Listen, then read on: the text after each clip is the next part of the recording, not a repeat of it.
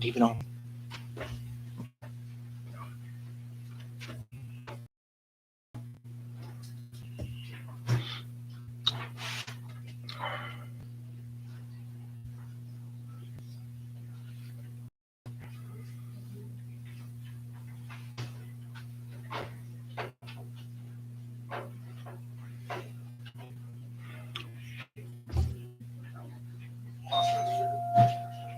You ready? Okay. The Subliminal Zoning Committee is called to order at 6:33 p.m. on March 4th, 2024. We will be discussing an amendment to Section 46-303, the use regulation of Division 6, B2, secondary business, of Article 5, to remove trailer camp or mobile home park from allowing use of B2 secondary business district.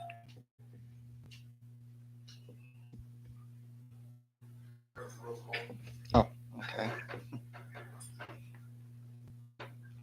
Okay, roll call. Take that. Mr. William Simmons William Simmons. and Mr. Kenneth Samso, Alex Sawicki, Here. and then I have Mr. Albert Medina and Mr. Mike Aguilar are not here.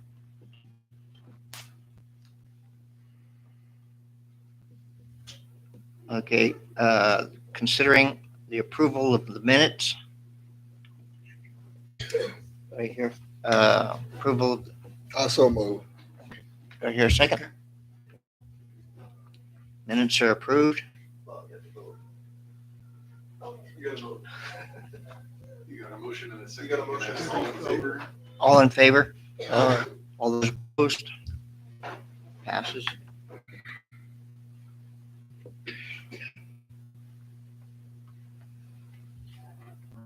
What time, or read the caption and what time we. Yeah, we set the time. At 6:33. And you can just, we're gonna open a public hearing. Okay, we're gonna open the public hearing to take action on the discussed item. And then, you know, this for everybody that. Yes. If you want to do it first. I'm gonna do mine for you. Microphone's working? Supposed to Can you hear be, you back here? supposed to be working. You don't know what you're talking about. All right, so commission members and for the public as well. So obviously tonight we're considering an item to remove trailer camps and mobile home parks from allowable uses in a B2 zoning district. I want to first start off by, and there's a lot of misinformation about what this item is, or not sure. People aren't sure exactly what this item is. We are not trying to remove people from their homes. We're not taking away homes. We are not trying to kick you out of the city. We are not doing any of that. What this is a language change to the zoning ordinance. It does not affect any existing mobile home park that is in the city as it sits today.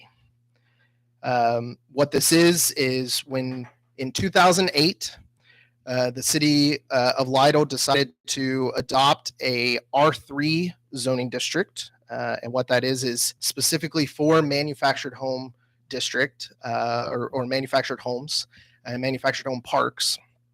And at that time, in 2008, when they adopted that ordinance, they did not subsequently go remove this from B2 as well, which is probably what should have been done at that time. just at the time when they adopted it, anything that was existing, just like with this change, can remain and has still remained to this day. So obviously when in review of everything and areas that are B2 and areas that could eventually become B2, it just doesn't make sense to allow our limited commercial areas of town to be in the future actually manufactured homes. And that's all we're trying to address, is that if going forward, if this is amended and approved, that any property that would want to put a manufactured home park on that property, they would have to rezone their property R3 instead of being allowed also in B2. So that's what this is. It has no effect on, again, and I want to make sure this point is driven home, that it has no effect on existing mobile homes and existing mobile home parks, people that live in those parks. We are not removing your homes. We are not kicking you out of your homes. Plain and simple. It's just a language change in the zoning ordinance. And this is just a recommendation that this board will give to council, and then council will have the ultimate say on Wednesday during their meeting of March 6th. So I will leave it up to the floor for anybody that wants to speak. Obviously, we have a list of people. I know they're here, and we welcome everybody's comments and concerns and everything related.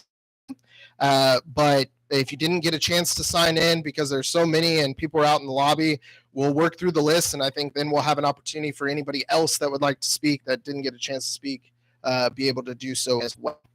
So I will turn it over to the chairman. The other thing is we do, because we have so many, we want to limit, everybody's comments to 3 minutes.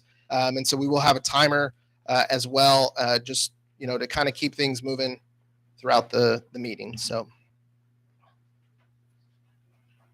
Okay, I'm going to go down this list, and if you want to speak, come up, speak, get your 3 minutes in.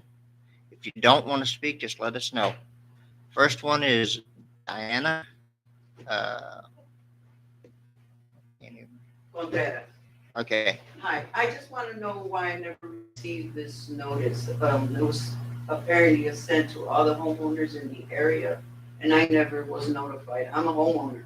I live right off the access road 35, and I would like to be addressed as far as the changes or whatever's happening in the city, and that I should be notified also. okay. Paula, would you be one of the persons that received a notice because of the distance? Well, I can speak to the notice. So the notices would have been sent out to any property that is already zoned B2 and then 200 feet around those properties. So if a resident or a property owner did not fall into that category, that's why they would not have received a notice. Obviously, we sent out, I don't know, it was close to 600, plus notices. The other thing is we had to notify not only the property owner, but attempt to try to also notify any occupant of the property as well. So there was a lot of notices that went out, but you would have gotten to know only if you were in your property was zone B2 or you were within 200 feet of a B2 zoning district. So. Now, out of all those notices that were sent out, I do have a few that were returned from the post office. So if you want to get with me later on after this or tomorrow, so we can figure out whether it was sent to you or not. Okay. Okay. Mr. Stevens?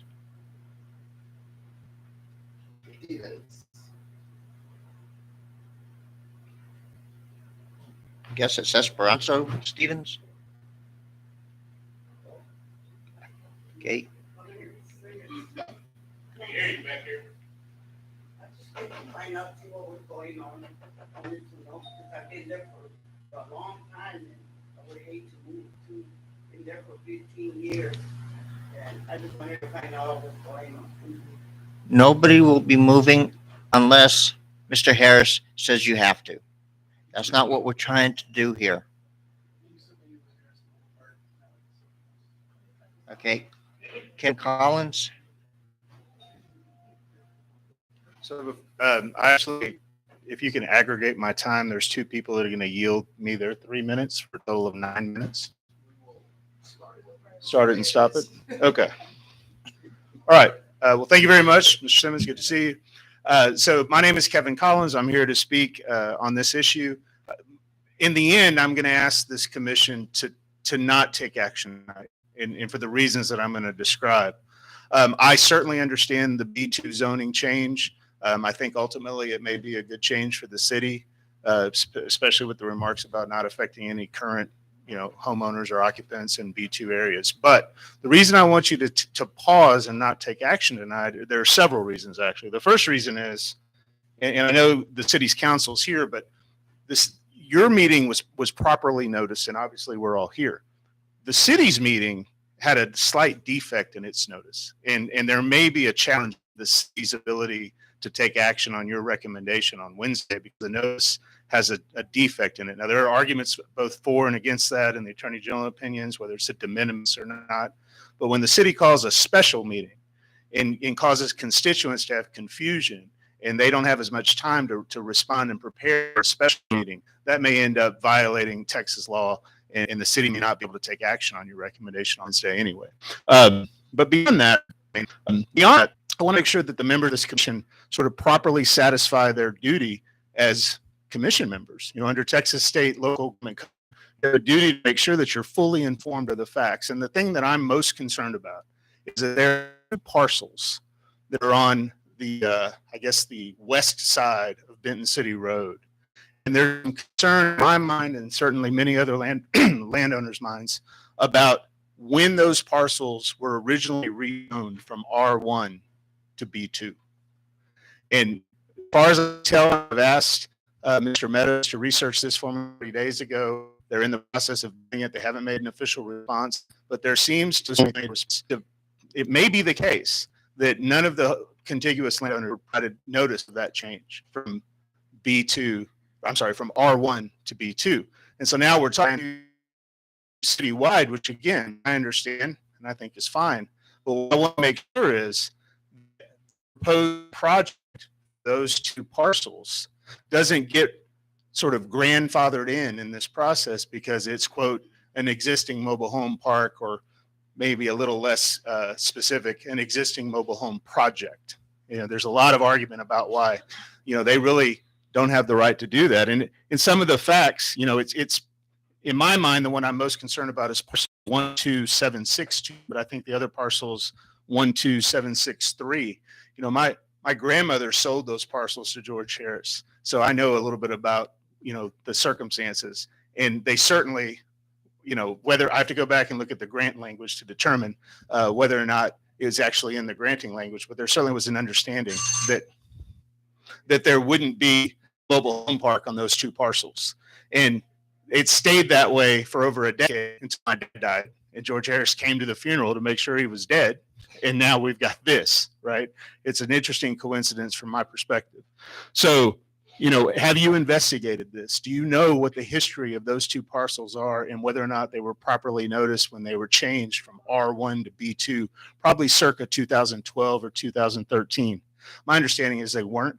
I don't think there's an ordinance that shows that change. There certainly wasn't any notice to our family. We've owned that property for over 100 years. There certainly wasn't any notice to some of the other families that are behind me. And, I don't want to get that lost in the shuffle here, which is why at the end of my 9 minutes, I'm going to ask you to just put the pause button on it. Let's give the city and their attorney a chance to investigate these issues and just make sure we fully understand them before you make your recommendation on what I think is probably a pretty good change, honestly.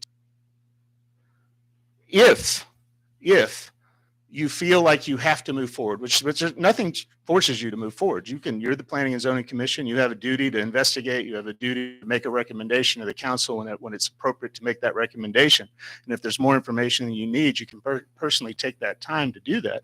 But if you feel like you needed to move tonight, then, I'd like to see one of you pose an amendment to the proposed language that sort of provides some protection to the homeowners around those two specific parcels. Maybe identifying those two parcels by name, talking about, maybe they don't get the the city's either explicit or time that way. But I think it's much cleaner and much simpler to just simply wait and just not send the motion or not make the motion. Allow the city to gather this information, these concerns that I have, concerns for some of these landowners who have continued property that were just simply never given notice of a change. And if you think it, just take it back, right? City councilman buys property, has a vested interest in the property, rezones the property without any notice to anybody else, and then sells the property. And now that developer comes in and says, well, hold on, I bought property and under B2, I ought to be able to develop it. Well, yeah, if you bought the right thing, right? And I think that just exposes the city to potential trouble. Certainly exposes, there's a relationship there between the buyer and the seller that they need to work through. And it's unfair for these landowners because, Lytle's growing. I grew up here. I moved away. My family's still here. We still own property here. My mother still lives here. And it's growing, and it's growing in the right way. It's growing with housing. And I think if you take 12, 20 acres and dedicate it to more mobile home park, you're really doing the city a disservice. There could be additional houses that come in. Now, I said I needed 9 minutes. I think I'm done in 6. So I'm gonna pause there, and I'm also gonna ask you to pause. Just pause tonight. Take what I took. These 2 parcels were really supposed to be 2 or not. Thank you very much.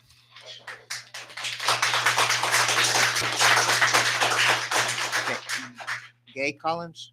He has 2 minutes if he wants to talk. Okay. Julian, I guess. Am I writing? Yeah. Uh, Come up to the mic, please. We need your name and address. Okay. Yeah. My name is Julian Olvera, and I live in 1560 Cannon Road, 681. And I bought the property right next to me, but I gave it to my daughter, and she was going to build a home there, and various reasons she didn't do it. So I put it under her name. Now I'm in the process to put it back in my name. It used to be a trailer. It is a trailer. I tear it down. Right now I got the frame. I tried to get a permit from the city, but they say it was no permits, that kind of thing. So I'm going to build back up. Before I was going to build back up, I was going to turn the frame around, so it'll be along with the creek, instead of being with the road. But I need to get a permit from somebody to approve it before I start building it up. So I don't know where to go. You'd have to talk to Paula about that one. So it was my thing to continue to build on. I don't want to build and then that's it. Thank you. Daniel and Monica Medina.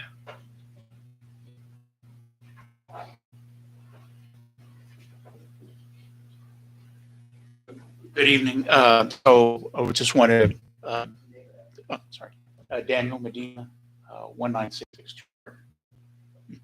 So just wanted to talk to the zoning commission this evening. Just again, we understand, and certainly I can put ourselves in that situation where we understand where folks are concerned about moving or not being moved and such. So, and completely understand, and certainly something that as a community we want to get and make sure we support each other. But with that being said, what is important to many of us is we're happy with the community that we have. We moved here for a reason.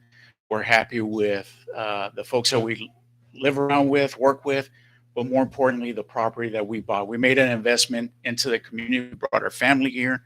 We want to make sure that we retain what we bought. We want to make sure we retain the value of what we bought. So in our situation, what we want to do is make sure that in terms of the zoning requirements are concerned, that certainly once we do have this meeting with city council, is making sure that the zoning recommendations are right and that they're followed from here on out. Understand past practices. People put homes out here or put trailers in manufactured homes in other areas that shouldn't have been. Understand that And, there's not much we can do from that perspective for going future. We want to preserve what we've got in our investment. We want to see a city grow in the right way. And just I think everybody understands that we want to make sure that what we're investing in is safe and that our community reflects, our values and what it looks like. So again, thank you.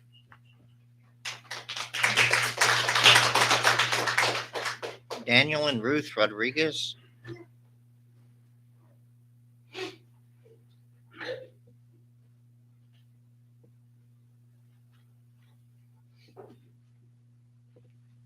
Roxana.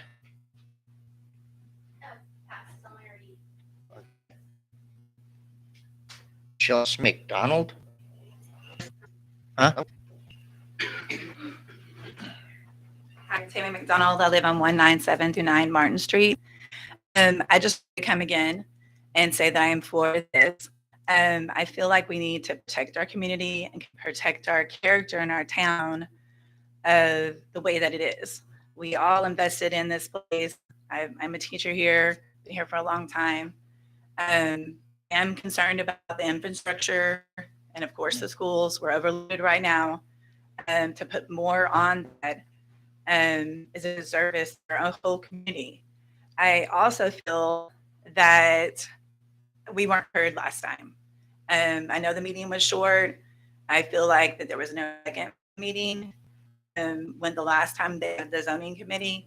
And so I'm hoping that you listen to the people because we're here to tell you that we're for this and that you recommend this to the city council. Thank you. Roy Garza. Roy Garza, 14390 Main Street. So today I'd like to talk a few different things. I was driving over here from my house. I see all these nice buildings, right? We've got these, what do you call them? Barn dominium style buildings. We've got that new limestone building that's out there in the north end of town and such. These are nice buildings as we're driving into town, coming into town. However, when we get past all that, directly across from the post office, there's a portable storage building. It's been turned into a business. Doesn't look good for our city. We're going to maintain a little bit of view and look as others are moving into this city of ours. I personally have been here since the early 70s, and it's a place that I've seen grow, sometimes not the best ways, but either or. However, when I was here the last time, mention was made that they wanted to keep the ordinance as is because of affordable housing by utilizing these trailers. So I looked it up. Currently, trailer out there in the market within the city, there's that market area is going for between 127,000 and 210,000, sitting on half an acre properties. Along with that, 2 acre lots are going for $100,000. Affordable housing that's not really there. All right. But this is not so much about that, but it's more about trying to maintain this is about trying to look here in our city. So what I'm asking for is to, any buildings that come in are not rolling in on wheels. They're actually put onto a foundation. So it looks better. We got other people coming in. We have other investors coming in. They come and do the right thing, drop the money, and bring the proper jobs and so on to our city. So allow that to happen. Along with that, try to keep these storage sheds from being turned into businesses and homes.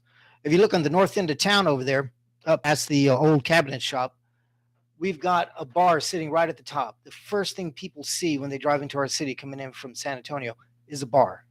Next to it is a piece of property that's being turned into something. Can't really put a house in there, so I'm going to make assumptions right now that it could be another storage sheds turned into little Airbnb houses to be rented out. We're still not getting that proper picture that we're trying to build the way Bernie does. So I am for the new amendment to keep our city looking better and moving forward in the proper direction. Thank you.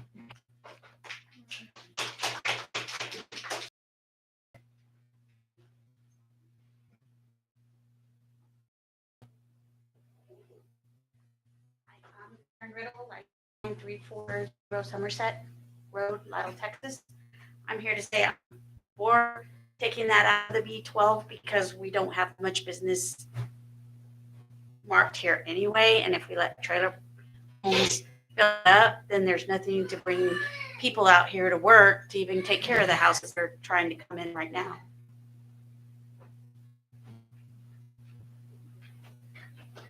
Sharon Pilgrim. Or Shannon Pilgrim.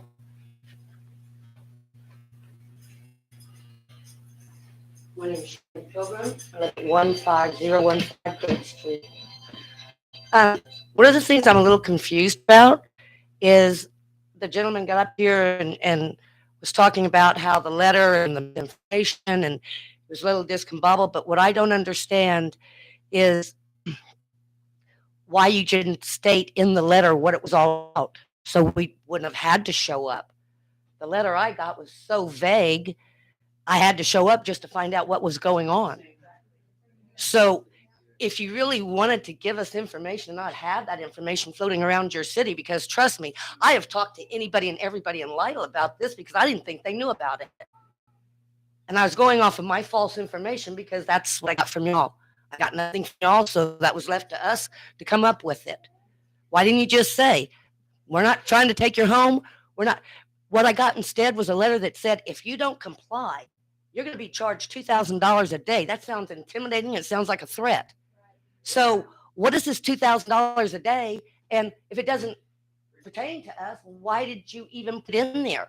Because the way you made it sound, it's all kumbaya. We have nothing to worry about. So what's the $2,000?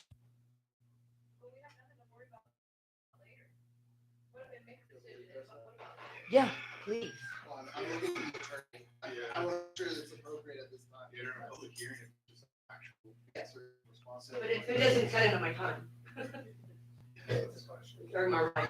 Oh, I've paused your time, so so I'm gonna address two things. I guess the first is the vagueness of the letter. So the state requires what the notice has to look like and say, and so I'm limited to what we can put in there. I think the city, given the situation, you know, we could probably do it when we could put a better job of in other formats being able to notify people of more information regarding it. But I'm kind of restrained. The state restrains me. If I do anything beyond that, then it'd be improper notice, and then you'd have to go through this whole process again. So I'm very stuck to a certain parameter. The second thing is the $2,000 a day. Zoning ordinances come with penalties, right? So when you adopt ordinances, which are law in any municipality, an ordinance is a law. So when if this gets adopted by a city council, then the law states that we can fine people for ultimately going in and doing this, right? So if somebody snuck in a couple mobile homes on a piece of property and tried to do a mobile home park on a piece that was not zoned appropriately for that, then that gives me the ability to file against them in municipal court, and a judge can assess a fine up to $2,000 per day.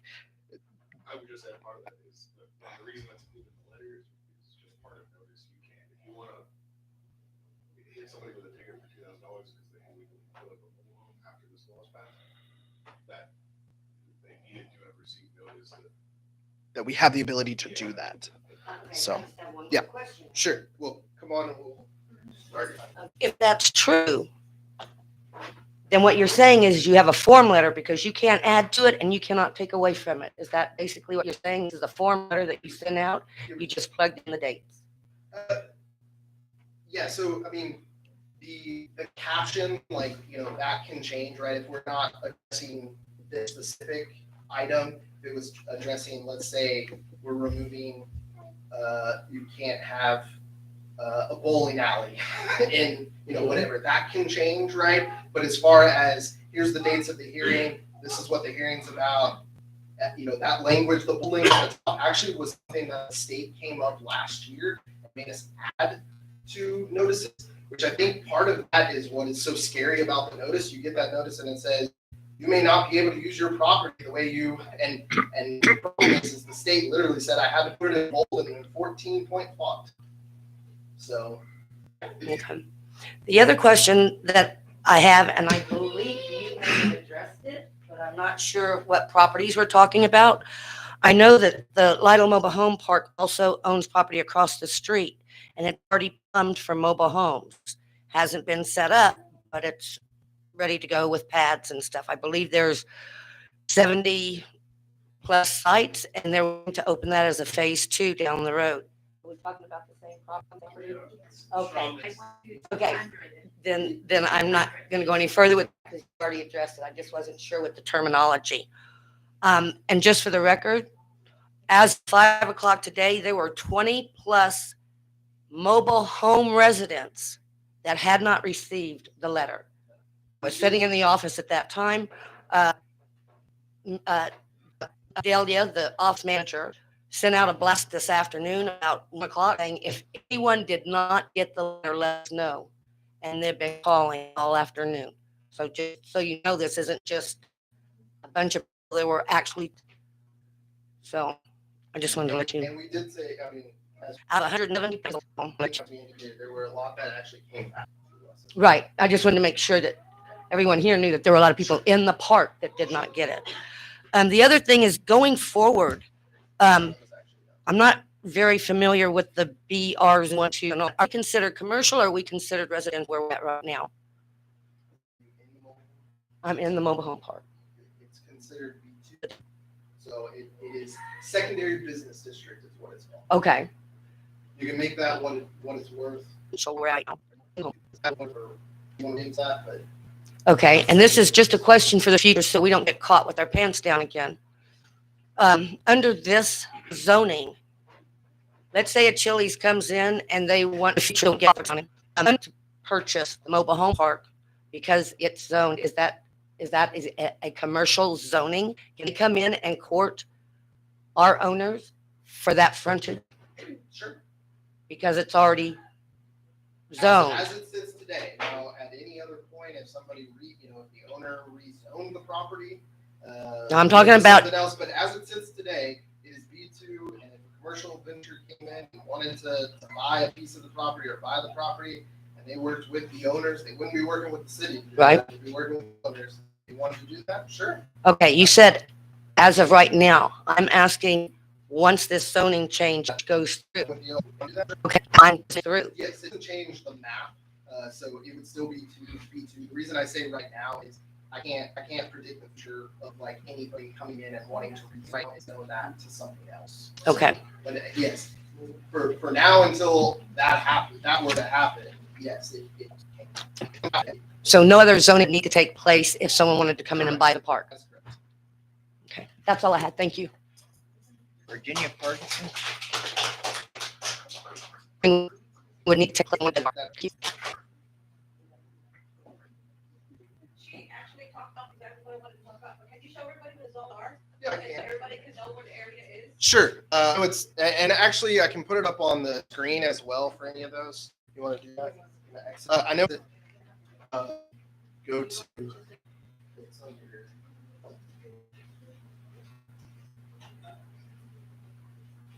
Go to.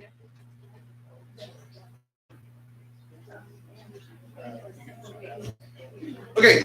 So, and it's probably easier seen on the.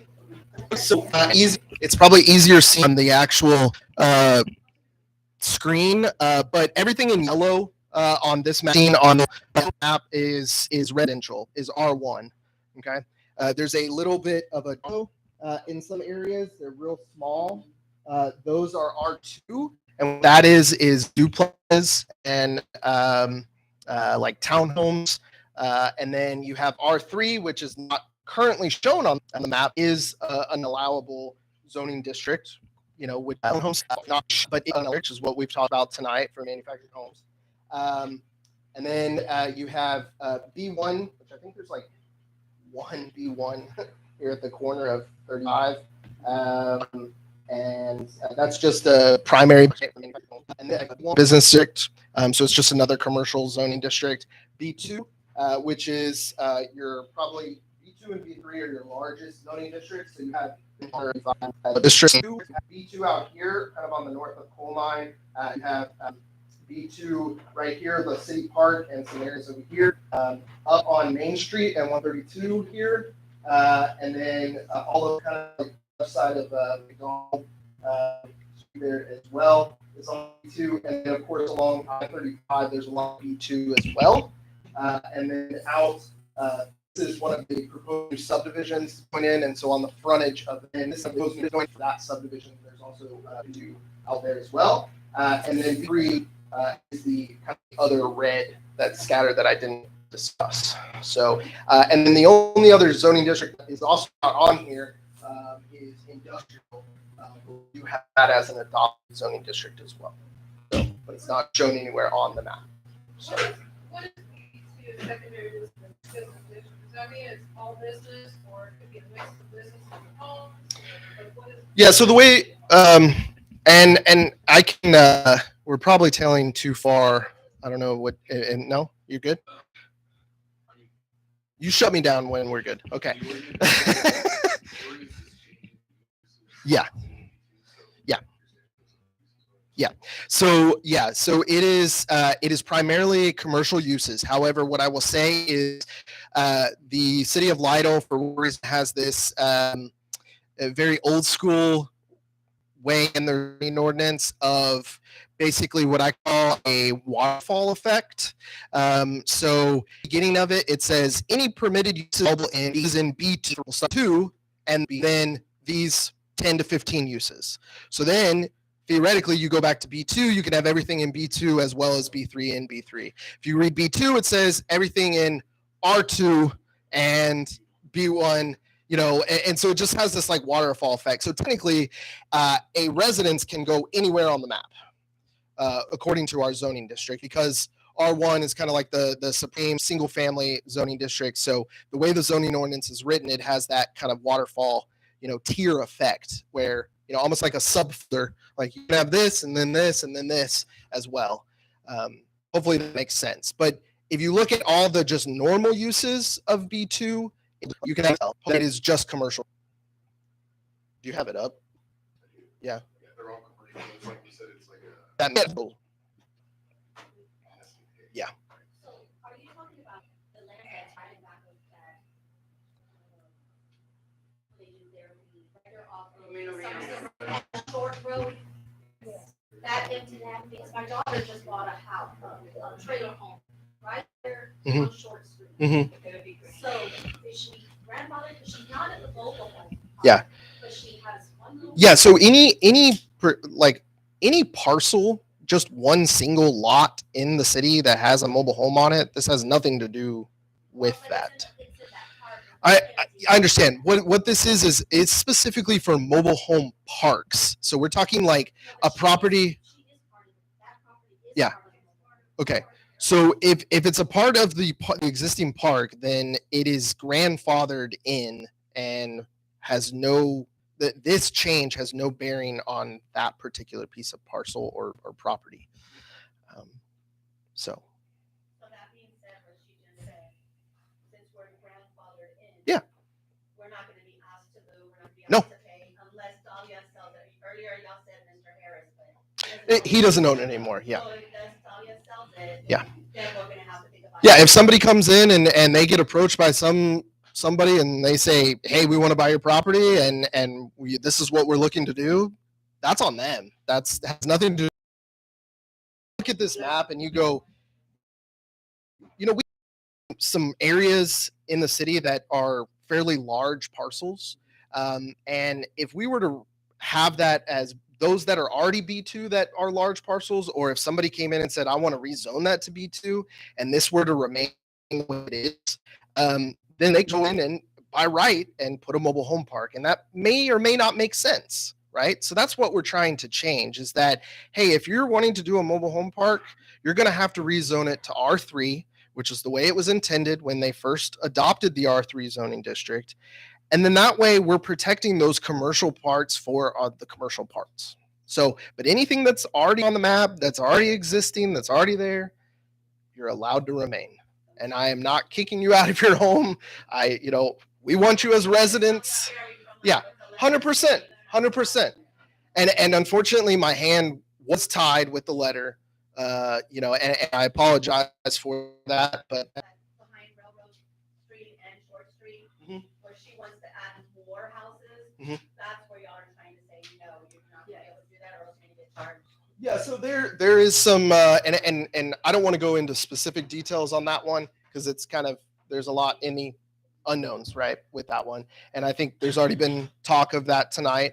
But this is really only for future going forward, you know, especially like where I was indicating out by the new subdivision where it sits in front of, you know, could you imagine, you know, you have all these new homes go in and then someone comes in and wants to put mobile homes there. I don't know that those residents would really like that. So we're trying to make sure that that's appropriate. So What about the existing homes? I- That are I'll read it a little here. same thing.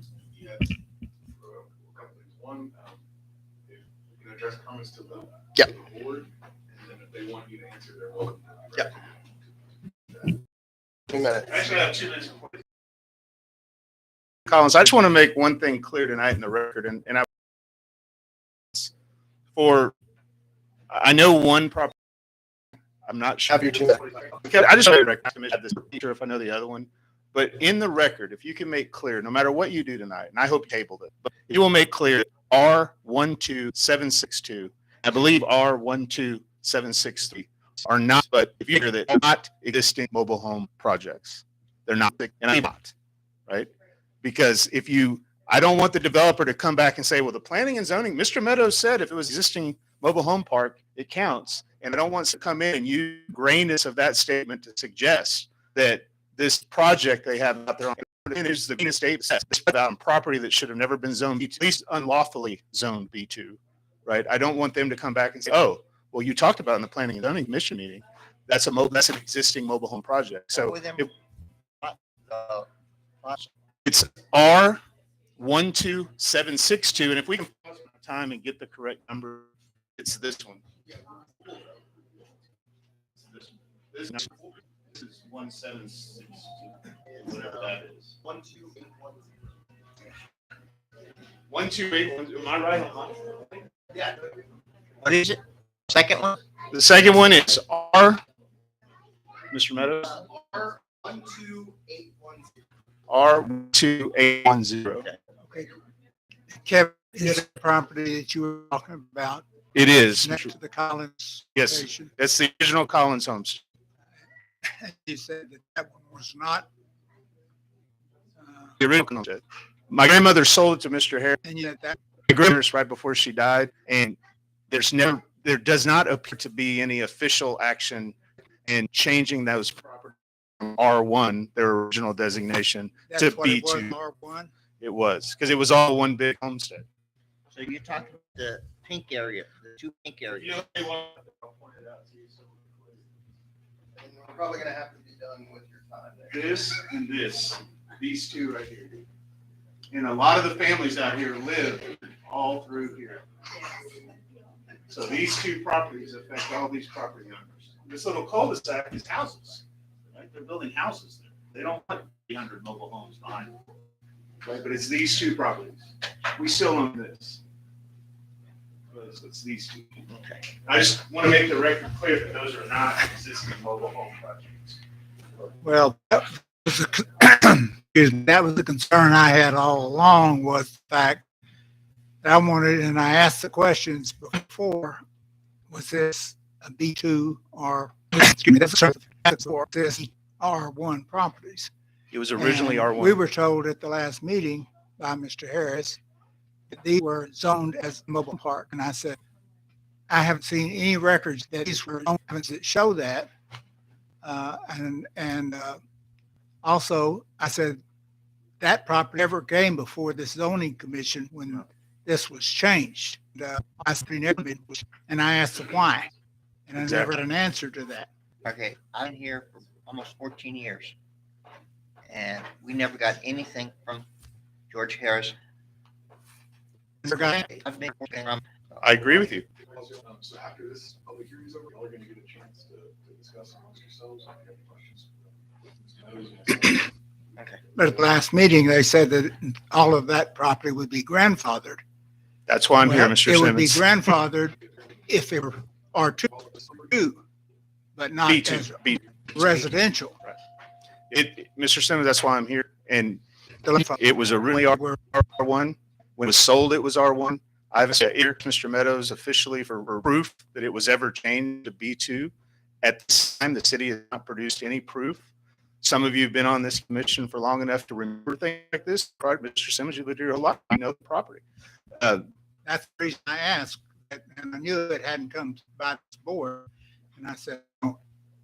And I know the sheriff's had it a long time. I didn't know how. He did. He bought it for I my said, grandmother. wasn't ever told whether it was R1 or B2. It was R1 when it was sold, and there appears to be no official record of when it was converted to B2. And it affects Miss Kane and a lot of these other homeowners because they bought houses to raise their families, and they're going to be on the front end or back end of a mobile home park, and that's just not right. It was never intended to be that. And I know I'm over time, but other people talk. Okay, Gene Patton?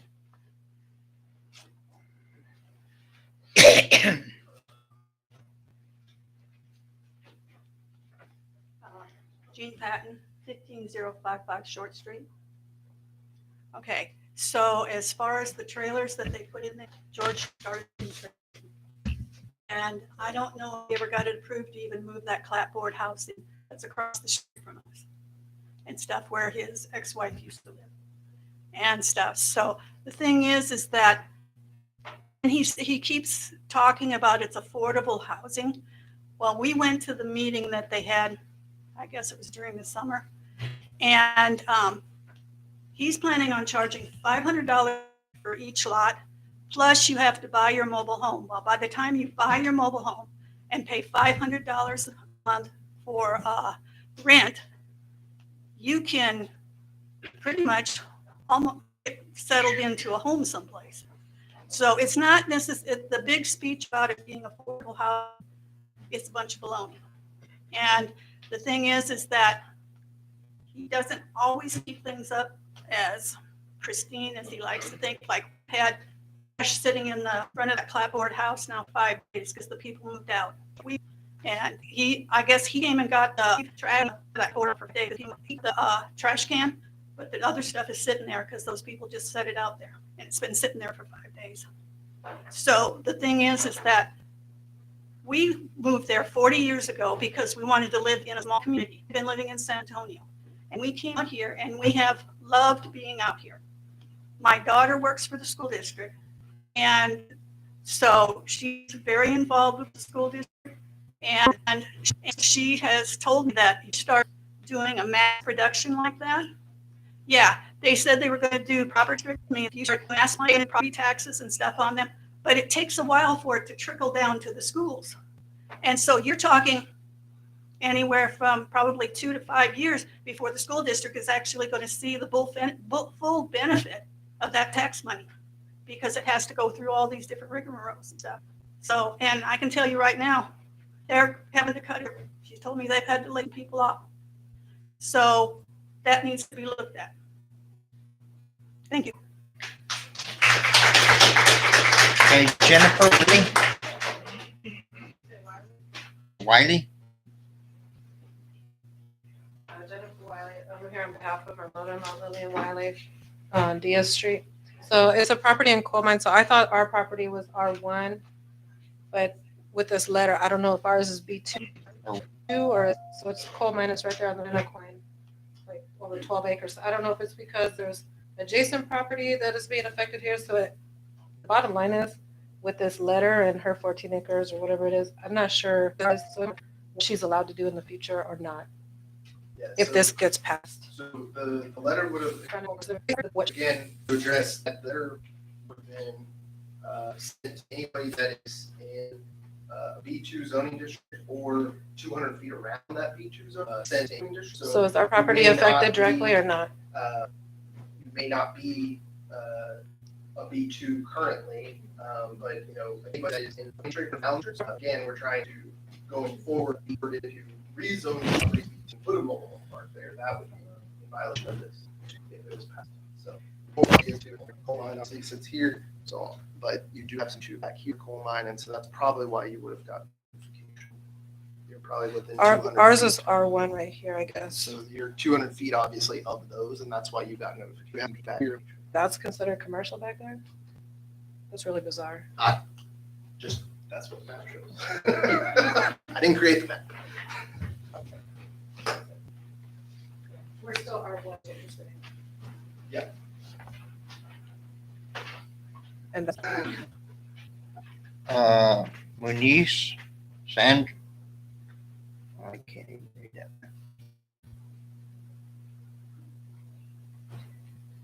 Romero? Who? Romero? R-A-M-I-R-O? Yeah, Munoz? M-U-N-O-Z? yeah. That's, I already answered. you got it. Okay. There is some seats back here now. I don't know. Okay, just make it. Okay. Look. Okay, make sure. Keep on my side. Is that Javier Aguanaga? Aganaga? Okay. Gutierrez. Robert Garza. Luis Garza. Is there anybody else that? Probably just asked. Yeah, is there anybody else that has not spoke that would like to speak? Okay, one at a time. We'll go first. The only thing I'd like to say, Name and address. Troy Whitney, 9496 Martin Street. Right? Yes. I bought it from him. 19. To do some relief here, 25 years ago, I sat there in city council, and we had some developers come in. We had some undesirable people that got hired with the city that was in cahoots with a developer. But they wanted to put 150 homes over in over this Priest property. And the council went through the same thing y'all were going through as far as the zoning commission that affected the council. What the end result was, is any consolation at all, is that we rezoned that property. That it prevented that mobile home park from being, especially after the superintendent of the school came up, Mr. May, and begged us not to go any further with it, with the school.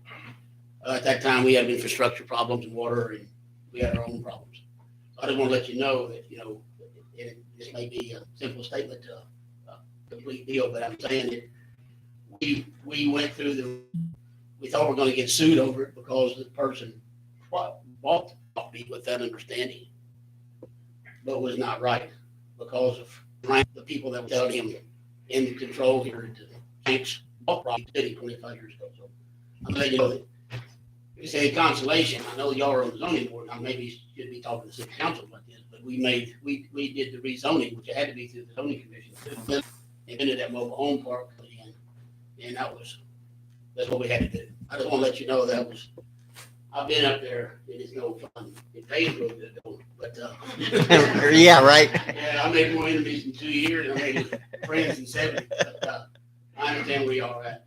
I just want to let you know that there is a way around this. And cooling the jets right now would be a good idea. We'll be able to accomplish everything with instructing us as individuals and as professionals to help you. So I just thought I'd throw that in.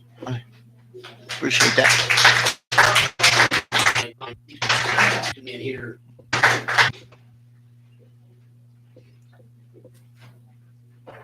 Good evening. I apologize for coming in late. My name is Charles Vogt. I live at 15124 Magnolia Street, and I received that letter, but I can tell you that I really did not understand the letter. So my reason for coming tonight was to ask you, what exactly are you going to do? Are you rezoning? What are we talking about? exactly how does that affect me and where I live? So we are amending the actual text of the zoning ordinance What are you going to be to us? actually to remove mobile home parks, and I think trailer camps is the other language in there, from an allowable use in B2. It's just amendment of the text itself of the zoning ordinance, right? So we have a zoning map, and then we have the whole text that outlines everything, related to the districts and everything like that. And that's what we're doing, is looking to amend and remove that out of that B2 zoning district. So it's all a matter of words and not a matter of actual That's all we need.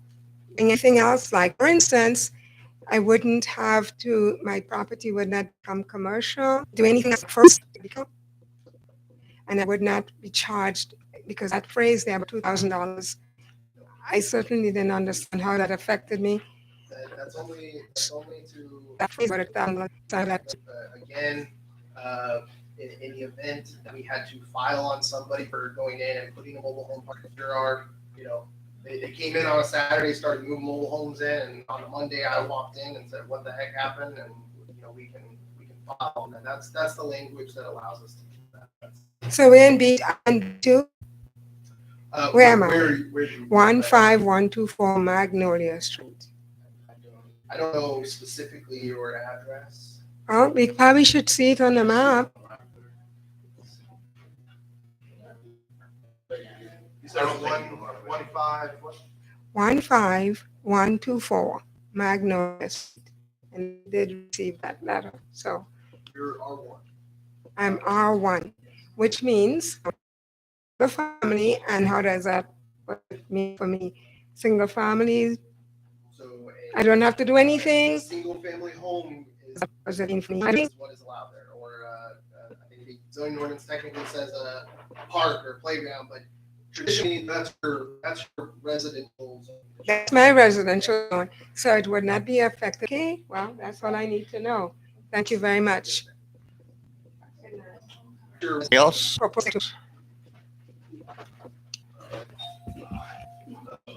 Yes, Margarito Torres Jr. I go by Jason. I live on 14931 Lido Sunset Street. I've been living there since 1998. June, Summer Street. We moved from San Antonio, and initially bought the house with a lot, and because the fact that the driveway wasn't sufficient enough for parking for visitors when they came over, so I spoke to Mr. Meadows, and I don't have a concern with it because it's a lot that belongs to me. I mean, I don't want to drive. Am I correct? Under that understanding, that Lido Somerset Street, it goes between McDonald's and Taco Bell. Because I mean, I don't want to be told, well, you need to get rid of your lot because we can put a home there or something. Okay. And I think, as most people are letting you know, is better clarification. When he said, it was out of my hand because Kenon's, well, whoever's submitting the information needs to put their name on it and let him know, hey, let's communicate together on it, and let him, because that's all we're doing here tonight, right? We want to get answered questions so we can prevent probably most of this by clarification letter, that people don't have to panic. And this was a small clarification in a small town. When the biggest thing was, it was a dry county. Maybe you guys, original people from here. I came from Italia. I mean, wow, even I know that. It was okay. So, you want to have a bigger city, you want to have that big growth, but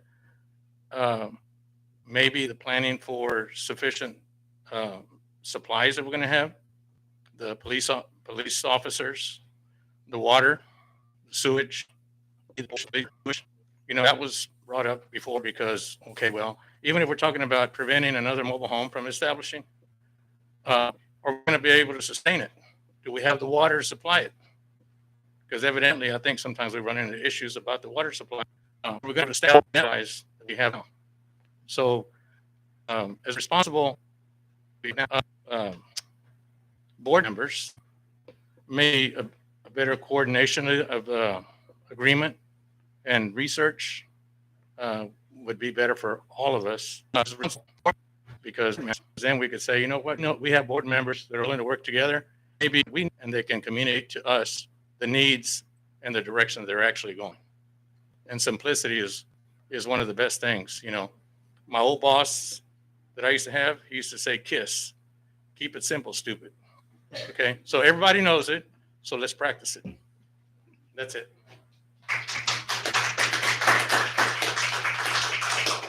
Anybody else want to speak? One last question. So in R1, I guess, is that a stay-at-home house? Is that specified, or does it have to be sort of like a mobile, just mobile home camp or mobile home park? You're saying it's multiple mobile homes on one piece of property. If you're not talking about a single, is that is allowed in the R1?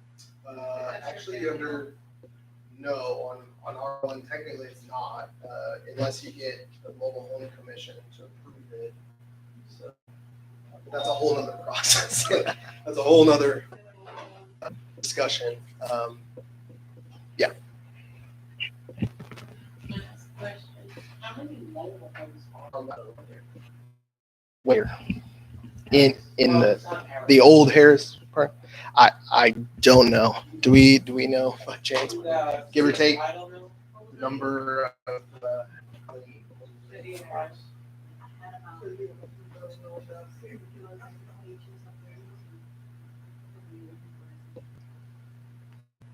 was like we had about 6 pages that were paid specifically for that, and it was about 30 on each page. Yeah, about 200. Yeah. I mean, me and my son bought a home there. Recently, we've been there for about 4 months. Yeah. He was living in San Antonio, and the high cost of living is so expensive in these apartments. And so I said, you know what, we move out. So I looked into Harris. Of course, I've lived all my life here. I was born in coal mine. I'm 70 years old. The Jimenez family. Everybody probably knows the Jimenez family. So, and I wanted him to leave San Antonio. It's so terrible out there. You know, you never know when you come up and shoot you there. You know. And the way I looked at it, I mean, I want to cry right now. I need to talk now. You know, I want to cry because before I leave this world, I wanted for my son to know I want to be world, have summer death, you know. And so we found the place for his wife and the baby, and so we're comfortable now. I'm stressing out, living in San Antonio, you know. It was just terrible. Man, if you're gonna continue, come outside. Oh.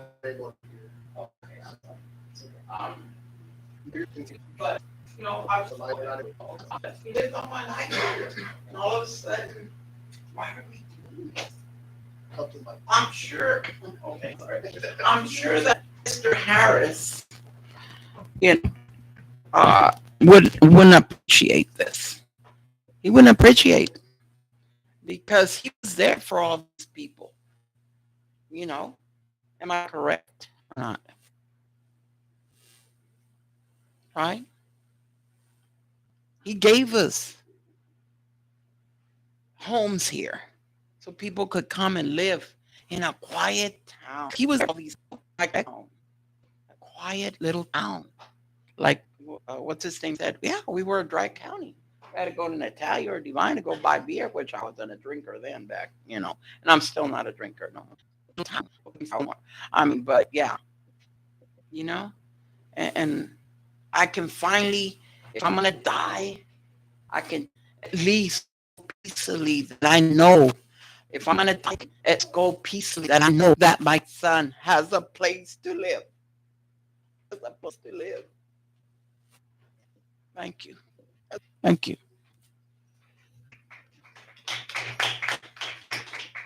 Is that all? Wants to speak?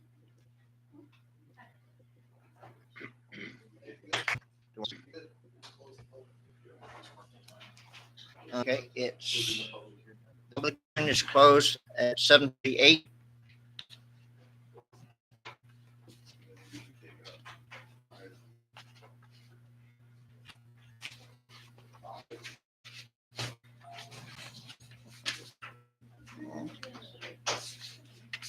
Item 5 here is actually considering the ordinance.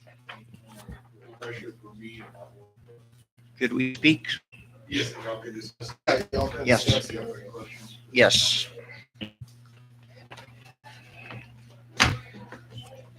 Okay,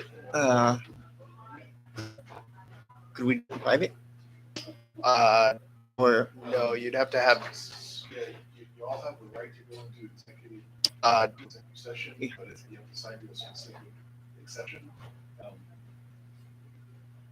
So it's basically like